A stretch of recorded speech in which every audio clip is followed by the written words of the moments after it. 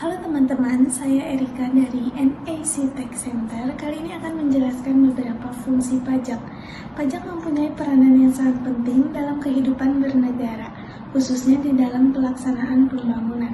Karena pajak merupakan sumber pendapatan negara untuk membiayai semua pengeluaran negara, termasuk pengeluaran pembangunan.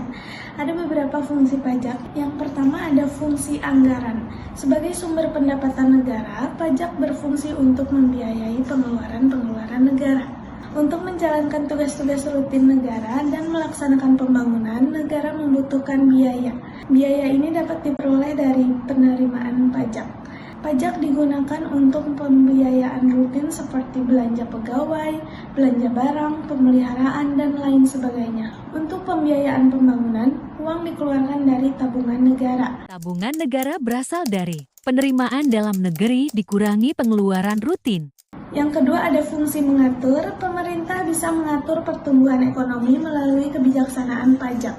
Dengan fungsi mengatur, pajak bisa digunakan sebagai alat untuk mencapai tujuan. Contohnya, dalam rangka menggiring penanaman modal, baik dalam negeri maupun luar negeri diberikan beberapa macam fasilitas keringanan pajak.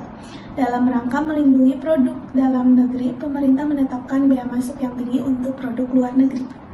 Yang ketiga ada fungsi stabilitas.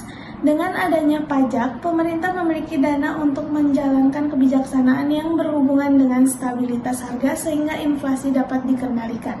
Hal ini bisa dilakukan antara lain dengan jalan mengatur peredaran uang di masyarakat, pemungutan pajak, penggunaan pajak yang efektif dan efisien.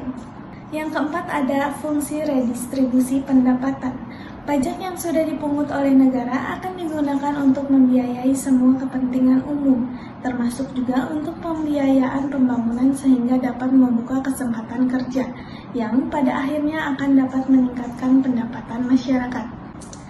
Demikian penjelasan mengenai fungsi pajak. Saya berharap informasi yang disampaikan dapat memberikan pemahaman yang lebih baik tentang pentingnya pajak dalam pembangunan masyarakat dan ekonomi. Sampai jumpa.